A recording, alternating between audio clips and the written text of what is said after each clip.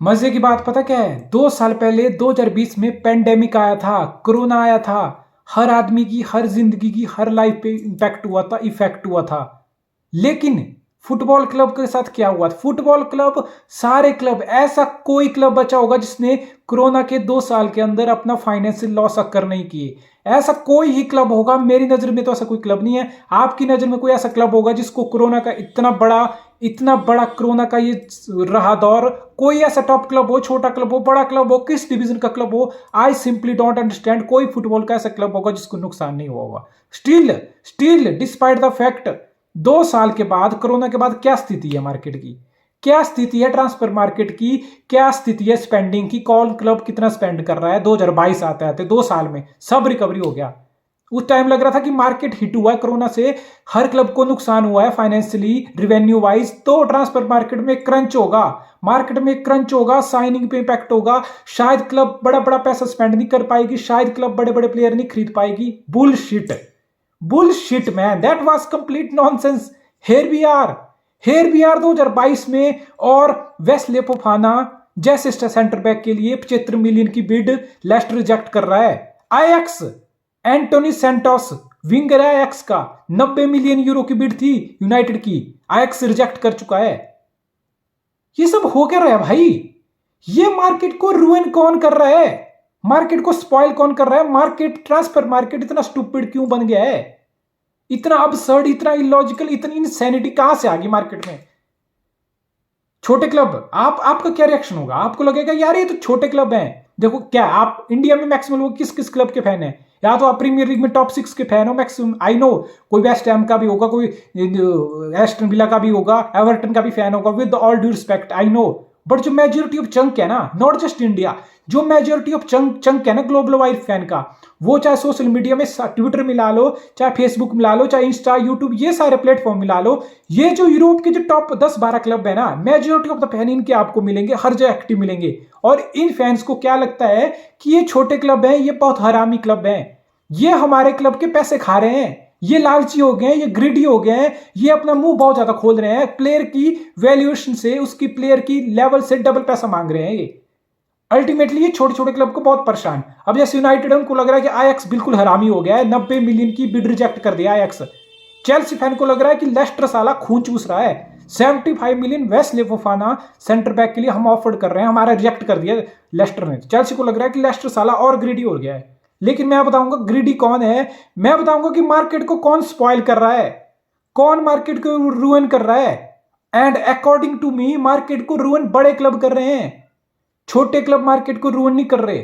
If you look at the spending pattern, इस साल की बात करता हूं मैं, पहले ज्यादा दूर नहीं जाता, मैं आपकी याददाश्त से बिल्कुल नहीं खेलूंगा, मैं सिंपली इस साल के कुछ एग्जांपल रखूंगा और खुद जज कर लेना कि मार्केट को कौन रूइन कर रहा है। Real Madrid paid 100 million euros for Tchouameni, French का Tchouameni, midfielder, centre midfielder, defensive midfielder, उसके लिए 100 मिलियन पे किया किसने? रियल मैड्रिड ने। किसने पे किया? रियल मैड्रिड ने। डार्विन न्यूनीज के लिए 80 मिलियन पाउंड किसने पे किया? Plus 20 million add on, 100 million fee Darwin Nunez की किसने पे की? लिवरपूल ने। एंथनी गॉर्डन के लिए 60 मिलियन, एवर्टन का एंथनी गॉर्डन, ठीक है, पोटेंशियल है, जैसे मैंने बोला ना, ये पोटेंशियल प्लेयर है। ऐसा नहीं कोई बहुत वंडर सीजन लग गया किसका, कोई बहुत ज्यादा बैलोन डोर की रेस में आ गया और वो प्लेयर साइन हो रहा है। 60 मिलियन पाउंड देने को तैयार है एंथनी गॉर्डन के चेल्सी। 75 मिलियन वेस्ले फोफाना की डील रिजेक्ट हो गई। Mark कुकुरेया 65 million, 65 dam million pound में मार्क कुकुरेया बिका चेल्सी को। तो मार्केट कौन स्पॉइल कर रहा है भाई? और ये नहीं, रिसेंट ईयर में देखो, रिसेंट ईयर में क्या हुआ, लास्ट ईयर क्या हुआ, मैन सिटी ने, जो मेरे ख्याल से मैन सिटी एक ऐसा क्लब है जो बहुत स्मार्टली अपने पैसे खर्च करता है। एक ऐसा क्लब है जिसके पास पैसा है लेकिन उसको पैसा खर्च करने आता है, ठीक है। मैन सिटी मैं उस क्लब में रखता हूं, मैन सिटी को, जो बहुत स्मार्टली पैसा मैनेज करो। पीएसजी जैसा नहीं है, कोई यूनाइटेड जैसा नहीं है कि पैसा है तो फेंको, जो मर्जी मिल रहा है उठा लो, डेस्परेशन में पैनिक बाय कर लो, सिंपली। मैन सिटी अपना ऐसा बिजनेस नहीं करती। लेकिन लास्ट सीजन मैन सिटी ने क्या किया? मैन सिटी ने रिलीज क्लॉज पे किया 100 मिलियन, क्या स्टेटमेंट आई थी एस्टन विला के बोर्ड की? एस्टन विला का जो डीन स्मिथ उस टाइम मैनेजर था, उसकी क्या स्टेटमेंट आई थी? उसने बोला था कि हमें यकीन नहीं था, हमने जब इसका कॉन्ट्रैक्ट एक्सटेंड किया था एस्टन विला का, ग्रिलिश का एस्टन विला के साथ, हमने 100 मिलियन रिलीज क्लॉज ऐसे डाल दिया, हमें लगा कि इतना तो कोई दे ही नहीं पाएगा इसलिए डाल दो। लेकिन सिटी ने वो पे कर दिया भाई, सिटी ने 100 मिलियन ग्रिलिश के लिए पे कर दिया। ये मार्केट कौन स्पॉइल कर रहा है? हैरी मैग्वायर के लिए 80 मिलियन कौन पे किया था? पोग्बा के लिए 80 मिलियन कौन पे किया था? ये मार्केट को कौन स्पॉइल कर रहा है? कौन लोग है? लगाकू के लिए 100 मिलियन पाउंड कौन पे किया था? नाबी केटा के लिए 75 मिलियन कौन पे किया था? निकोलस पेपे आर्सेनल में था, 75 मिलियन कौन पे किया था? नाबी केटा के लिए 75 कौन पे किया? लुकाकू के लिए 100 मिलियन कौन पे किया? ये सर एक तो विंडो के हैं रिसेंटली, और मैं उस लेवल पे तो जा नहीं रहा, मैं उस लेवल पे नहीं जा रहा जहां बार्सिलोना ने 140 में डेम्बेले लिया, 100 में ग्रिजमैन लिया, 120 में फिलिप कटिनो लिया, वो सब में तो मैं बिल्कुल नहीं जा रहा हूं। बिकॉज आई नो किस लेवल का ट्रांसफर हुआ है, किसने मार्केट रून किया है, किसने नेमार को 200 मिलियन पाउंड में खरीदा था? पीएसजी ने खरीदा था।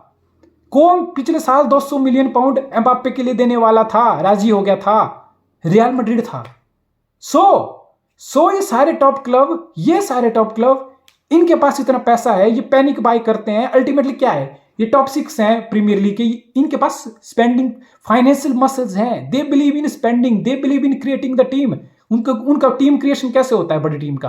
देखो बड़ी टीम का सिंपल लॉजिक है, बड़ी टीम में छोटी टीमें क्या करती हैं? ये छोटी टीमें आयक्स है, मोनाको है, डॉर्टमंड है, लियोन है, लेस्टर है, इन सब टीमों में क्या होता है? ये सब टीमें टीम बिल्डिंग में यकीन रखती हैं, ये सब टाइटल की राइवलरी में बिल्कुल नहीं फंसी हुई हैं, इनका ध्यान बिल्कुल टाइटल पे नहीं है। इनका जो फुटबॉलिंग प्रोजेक्ट है, जो स्पोर्टिंग प्रोजेक्ट है, वो बिल्कुल सिंपल है। ये लोअर लीग से वर्ल्ड के क्रॉस से, हर लीग से, हर कॉन्टिनेंट से, हर लीग से स्काउटिंग करते हैं और अच्छे चीपली बार्गेन से प्लेयर उठा के लाते हैं और उनको टाइम देते हैं अपनी लीग में, उनको टाइम देते हैं, उनको प्लेटफॉर्म देते हैं, और वो प्लेयर निकल के फिर टॉप क्लब जो उसको पिक करता है। एक्चुअली इनका मॉडल है आयक्स, डॉर्टमंड, लेस्टर, मोनाको, इनका मॉडल बिल्कुल सिंपल है। नए टैलेंट स्काउट करो, उनको चांस दो and make profit out of them. इनका मॉडल टाइटल जीतने का नहीं है। और ये जो दूसरी तरफ जो टॉप 10-12 क्लब हैं, इनकी राइवलरी चल रही है अपनी लीग में। रियल मैड्रिड अगर स्ट्रेंथन कर रहा है तो बारसा भी स्पेंड कर रहा है, और रियल मैड्रिड बारसा के पास इतना टाइम नहीं है, सिटी, पूल, यूनाइटेड, चेल्सी के पास इतना टाइम नहीं है कि ये अपने एकेडमी से प्लेयर लेके आए। हाँ, 1-2 प्लेयर जरूरत है, लेकिन इनके पास इतना टाइम और इतना वो कंफर्ट नहीं है कि अपनी एकेडमी से 7-8 प्लेयर अपनी 11 में खिला दें और उनको 2-3 साल में देखें कि कौन कहां खड़ा है। They can't experiment simply because rivalry है, simply because they have money to spend, they have financial powers. और इसी पावर के चक्कर में एकेडमी प्लेयर 1-2 से ज्यादा, इन किसी भी टॉप टीम में देखो, पेड्री हो, गावी हो, बारसा में, सिटी में फोर्डन आया हो, 1-2 प्लेयर से ज्यादा किसी टीम में, चेल्सी में रिस जेम्स आया हो, 1-2 प्लेयर से ज्यादा किसी टॉप टीम में एकेडमी का talent at the same time नहीं आ पा रहा, सिंपली बिकॉज उनके पास इतना एक्सपेरिमेंट करने का टाइम नहीं है। They want to compete, they want to win, they want to spend the money because they have money. और ये पैसा स्पेंड करने के लिए फिर जाते हैं छोटे क्लब के पास। जो छोटे क्लब अच्छे प्लेयर को लाते हैं, उनका मॉडल यही है, अच्छे प्लेयर को लाना, उसको प्लेटफॉर्म देना और उसका प्रॉफिट सोकअप करना, प्रॉफिट निकाल देना, उसको 10 मिलियन के प्लेयर को 100 मिलियन बेचना। ठीक है, अब आप बोलो मार्केट कौन खराब कर रहा है? छोटी टीम खराब कर रही है क्या मार्केट? वो क्यों नहीं चाहेगा भाई? जब चौमिनी 100 का बिकेगा, कुकुरे 65 का बिकेगा, एंटोनी की 90 मिलियन यूरो की आयक्स बिड रिजेक्ट करेगा, मार्टिनेज को यूनाइटेड आयक्स से 65 मिलेगा, गॉर्डन के 60 जब एवर्टन मांग लेगा और चेल्सी राजी हो जाएगा देने को, तो मार्केट कौन खराब कर रहा है? चेल्सी खराब कर रहा है मार्केट या एवर्टन खराब कर रहा है? मुझे एक बात बताओ, मैन सिटी ने मार्केट खराब की 100 मिलियन रिलीज क्लॉज देके, या एस्टन विला ने खराब की? एस्टन विला तो नहीं गए ना तुम्हारे सामने कि ले लो मेरा प्लेयर ले लो, नहीं गए ना। कुकुरेया, ब्राइटन तो नहीं गया प्लेट में लेके कि भाई कुकुरेया 65 दो, तुम आए ना। सिटी ने तो 50-40 से ऊपर कुकुरेला का मना कर दिया था, लेकिन चेल्सी के अंदर आग उठी, चेल्सी को लगा कि नहीं, मुझे प्लेयर चाहिए। ये जो डेस्परेशन है ना, ये जो पैनिक बाय है ना, ये जो चुल लगी है, ये जो कंपटीशन का जो प्रेशर है ना कि कौन टीम का स्क्वाड किस में है, हमारे जो एम्बिशन है ना, ये जो टॉप क्लब है ना, इनके जो एम्बिशन है कि हमारा एम्बिशन है हमने टॉप 4 आना ही आना है, इस सीजन हमारा एम्बिशन है चेल्सी की, हमें देख रहा हूं कि टाइटल के लिए कंपीट करना है, तो मुझे चाहिए प्लेयर के चक्कर में मैं जाऊंगा मार्केट में, और जो मार्केट का 30 का प्लेयर है मैं उसको 50 में उठा लूंगा, 60 में उठा लूंगा, बिकॉज मुझे तो टीम बनानी है और मेरे पास पैसा है। तो सिंपल है आंसर, बिल्कुल सिंपल है। जो मैंने एग्जांपल दिए, जो मैंने आपको रेफरेंस दिया रिसेंट टाइम में और दिस ईयर मार्केट, ये मार्केट स्टूपिड हुआ है, absurd हुआ है। मार्केट में जो इंसैनिटी, जो ये सब चूतियापा फैला हुआ है, all because of top club and their ambition and their ability and their power to spend in the market. आप छोटे क्लब बिल्कुल ब्लेम नहीं, मैं आयक्स को बिल्कुल ब्लेम नहीं कर रहा हूं, मैं डॉर्टमंड को, मैं किसी और क्लब को, मोनाको को, लियोन को, बिल्कुल इन क्लब को ब्लेम नहीं कर रहा हूं भाई, ना मैं करता हूं। ये प्लेयर, ये जबरदस्ती नहीं बोलते कि मेरा प्लेयर ले लो। अल्टीमेटली प्लेयर का एक कॉन्ट्रैक्ट होता है, वो 4 साल का 5 साल का होता है, वो अल्टीमेटली प्लेयर का कॉन्ट्रैक्ट रन डाउन हो जाएगा। अगर प्लेयर कॉन्ट्रैक्ट साइन नहीं करेगा तो फ्री ट्रांसफर भी होती है। तो छोटे क्लब को इतना ज्यादा पैसा भर भर के कौन दे रहा है? ये बड़े क्लब दे रहे हैं ना।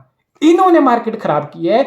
इन्होंने, बार्सिलोना जब 140 का डिम्बेले ले लिया, 120 का कटिन्यू ले लिया, 100 का ग्रिजमैन ले लिया, वहां से मार्केट खराब हुई। सिटी ने 100 मिलियन रिलीज का ग्रिलिश का पे कर दिया, वहां से मार्केट खराब हुई। मैग्वायर के यूनाइटेड ने 80 मिलियन दे दिए, वहां से मार्केट खराब हुई। पॉगबा के 80 मिलियन दिए, वहां से मार्केट खराब हुई। और अब इसके कंसिक्वेंसेस आ रहे हैं कि 90 मिलियन एंटोनी के लिए आयक्स रिजेक्ट कर दिया बिड। इसके कॉन्सिक्वेंसेज आ रहे हैं, इसके साइड इफेक्ट आ रहे हैं कि 75 मिलियन पाउंड की बिड लेस्टर रिजेक्ट कर रहा है चेल्सी की। इसके साइड इफेक्ट आ रहे हैं कि Cucurella, don't get me wrong, Cucurella is good player, 40 million का होता मैं मानता, 65 मिलियन। इसी के साइड इफेक्ट है कि कुकुरे 65 में बिक रहा है। इसी के साइड इफेक्ट है कि चौमैनी के लिए 100 मिलियन देना पड़ रहा है। तो ये सबको सोचने की जरूरत है, सबको इंट्रोस्पेक्ट करने की जरूरत है। तो क्या मार्केट बदल जाएगा आने वाले समय में? No no no, bullshit, nonsense, कुछ नहीं बदलेगा। क्लब का, जो टॉप क्लब है, उनका रेवेन्यू भी शानदार होता है। रेवेन्यू होता है तो उनकी फाइनेंशियल मसल्स होते हैं, बैलेंस शीट अच्छे से मेंटेन होती है, तो उनकी स्पेंडिंग पावर बढ़ती रहती है भाई, वो स्पेंड करेंगे, छोटे क्लब अपना प्रॉफिट निकालेंगे। That's how market is. Reality ये है कि बड़े क्लब ने मार्केट को बिल्कुल रून करके रखा हुआ है। It's insanity.